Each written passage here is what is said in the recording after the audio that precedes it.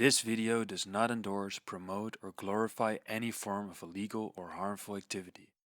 Hey guys, young Psychonaut here and welcome back to another video. So today we're going to talk about something that might be a little uncomfortable for some of you guys. I know a lot of my audience loves these kinds of substances, so I understand that for a lot of people this topic can be a little bit unnerving to talk about because it directly impacts your behavior. So it can be a little bit uncomfortable to kind of recognize that maybe some substances or some habits are less productive than others. But anyway, so let's get into the video. So basically today what I want to talk about is dopamine and especially dopaminergic drugs. So these are substances or drugs that primarily have their action through dopamine signaling. So we're talking about amphetamines, methamphetamine, speed. We're talking about cocaine. We're talking about nicotine. We're talking about a lot of these drugs that main action mechanism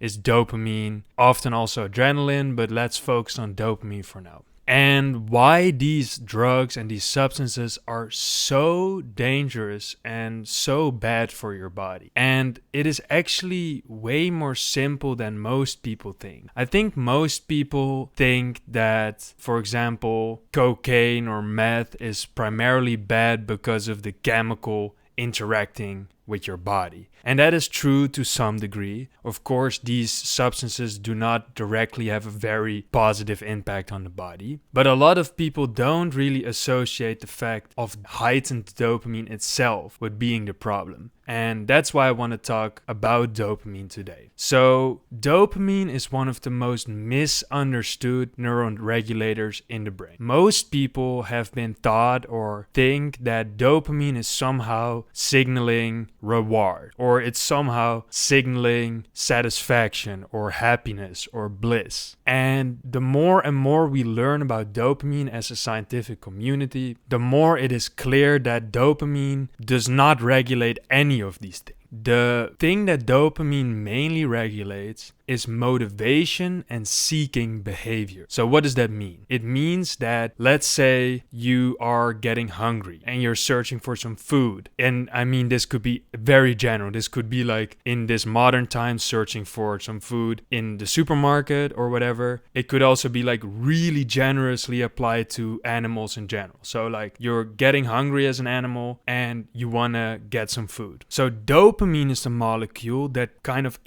starts to rise before you get the food. It's basically driving your behavior towards the stimulus that you want. So in this case it will be food, but dopamine signals basically for anything when it comes to sex, food, sleep, like all those things are mainly like signaled by dopamine, and your desire to get it is signaled by dopamine. So basically the dopamine increases, driving you towards the stimulus. Then the moment you get the stimulus, so you eat the food, the dopamine is already almost gone. So the dopamine didn't get released when you ate the food. It's not like eating the food, getting the stimulus, and then getting a reward of dopamine. No, it's actually the other way around. Dopamine drives you towards the stimulus. And then actually things like serotonin and oxytocin, etc., those are more involved with the actual feeling of satisfaction or happiness or bliss. Like dopamine is not really associated with the reward feeling you get after you get the stimulus. So for example, what they did in mice is they deactivated basically the dopamine in their brain. And what did they see? They saw that the mice still could feel pleasure. They could still feel, like they indicated that they could still feel positive feelings and like feel bliss and pleasure. They just didn't do anything anymore. The mice just didn't eat anymore, they didn't procreate, they didn't have any drive to do anything. So again, dopamine is not the molecule that signals reward or that signals like you being happy or whatever.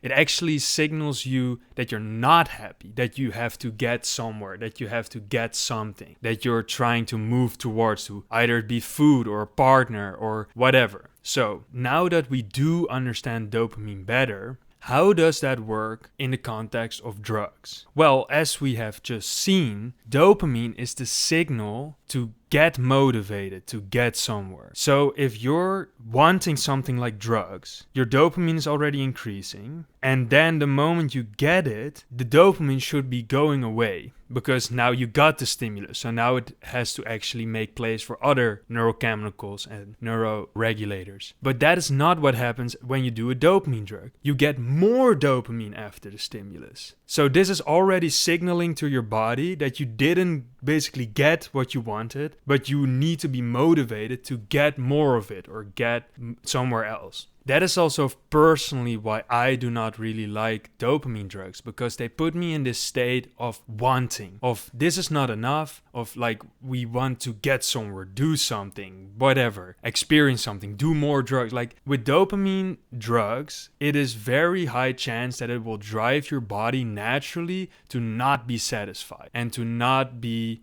okay with what is going on. You probably want more, or you want something else, or you need to get somewhere, or like, because dopamine signals to your body like we need to get to a stimulus. So that is the first part of dopamine. Dopamine does not actually signal happiness or bliss. It does not actually signal satisfaction or reward. It actually signals you that you're not really where you want to be. It actually gives your body a boost to get into action, to get to where you need. So that is also a very interesting observation, I think, is that if dopamine would really be the molecule of bliss and of reward, then anybody doing cocaine or methamphetamine would just be sitting there in bliss doing absolutely nothing. But that's not what happens. You know how meth people are, how crack people are. They'll be moving around all day, searching for meth, looking for something, like trying to do something. This is definitely not a state of bliss or satisfaction. Actually, it is more of a state of being dissatisfied, trying to seek out something else. And this is also generally, I think, why dopamine drugs are not very good for your mood. It is because I think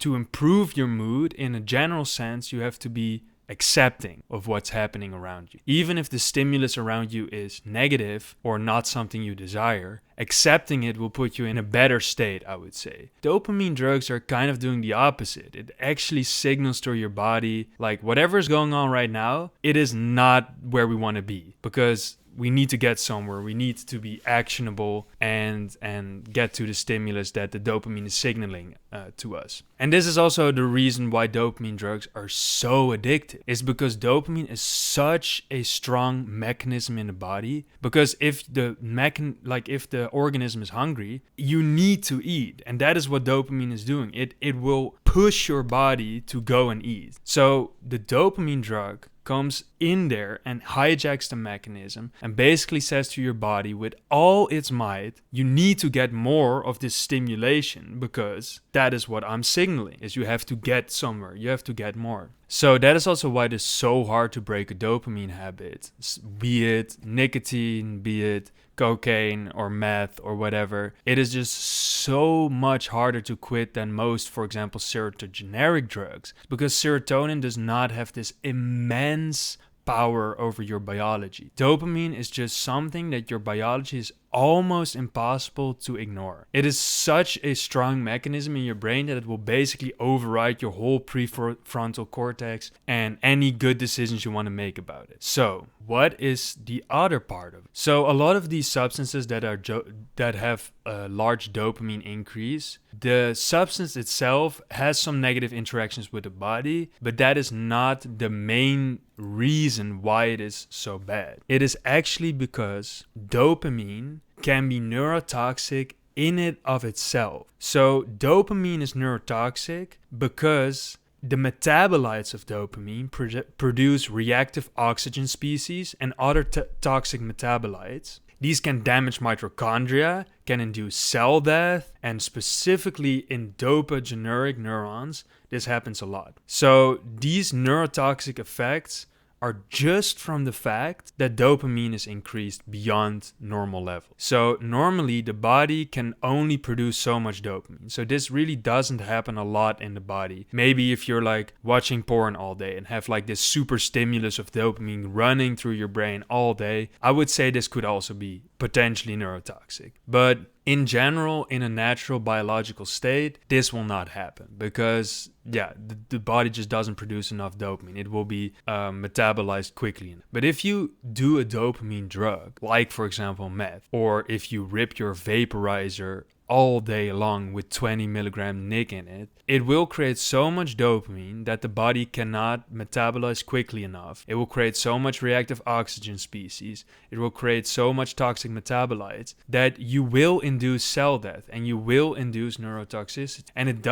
the drug itself has nothing to do with this. It's just simply, if you increase dopamine way too much, it will cause neurodegeneracy, it will cause neurotoxicity. So, what have we learned from this episode is that dopaminergic drugs can be fun, but it is basically always the case if you keep doing them that it will lead to damage to your brain and your body. It will really affect your mood. And it will probably be very hard to quit these drugs. And everybody starts the same. Nobody is doing lines and lines of cocaine the first time. It always starts with a little key of cocaine or a little bit of meth here and there. And then you do it 2 times in a row. Then you're on a binge of a few days. And your dopamine pathway is so strong in signaling that if you want to get between there, you have to either be super strong in yourself, which not a lot of people are, or you need some kind of way to not get the drug that you want. So the addiction potential is extremely high. You're basically always causing damage if you're increasing dopamine too much. This can also be said for taking too much MDMA. That could also increase dopamine to a level that is probably neurotoxic. So my whole point about this video is yes, I understand that dopamine drugs can be fun, but there's so much more fun drugs out there that will not have this problem with dopamine, that will not have this neurotoxicity problem, that will not have this addiction problem, and that will also not have this totally dysregulation of your system. And I get it.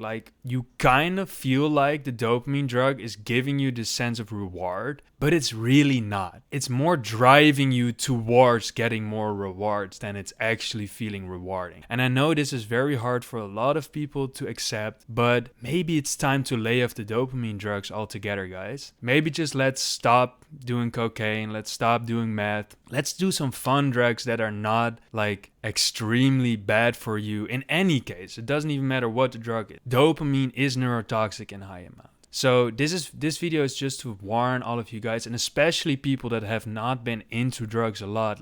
If you want to do fun substances and if you do not want to implicate your body or your mind too much, I would personally stay away from dopamine drugs, especially those that increase dopamine extremely high.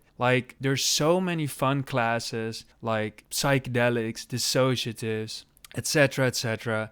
Even opioids, I would say, don't have these inherent problems with neurotoxicity. Of course, there's also a lot of problems with opioids and overdosing and etc., etc. But at least they're not by definition neurotoxic because of the dopamine. So yeah, guys, this was a little bit of maybe a harder video for some of you to watch, but I think this is information that really needs to get out. I don't think a lot of people understand that dopamine is not the molecule of reward. It's not the molecule of bliss. It's not the molecule that's gonna make you feel good. It is basically the molecule that is gonna keep you persistently not feeling good and in a state of wanting to get somewhere. So now that we understand dopamine better, now that we understand why dopamine is neurotoxic, always in high amounts, you maybe also understand why it is better for your body to maybe not do a lot of dopamine drugs and to find alternatives that give you the same fun but less of the damage, and less of the damage to your body, less damage to your mood and to your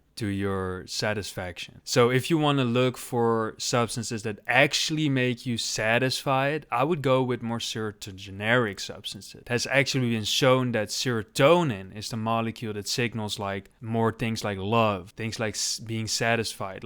After you eat a good meal, that feeling of satisfaction is not dopamine, that is serotonin mostly. So yeah, guys, think about it. Think about your own habits. Think about maybe how you didn't notice and you didn't know how hard you were wrecking your brain and the rest of your body. So yeah, I hope you guys liked this video. I hope you guys learned a lot from this video, and I really hope I can inspire some of you to maybe change your habits to drug classes that are more sustainable in the long run. Anyways, thank you guys for watching, and I'll see you in the next one.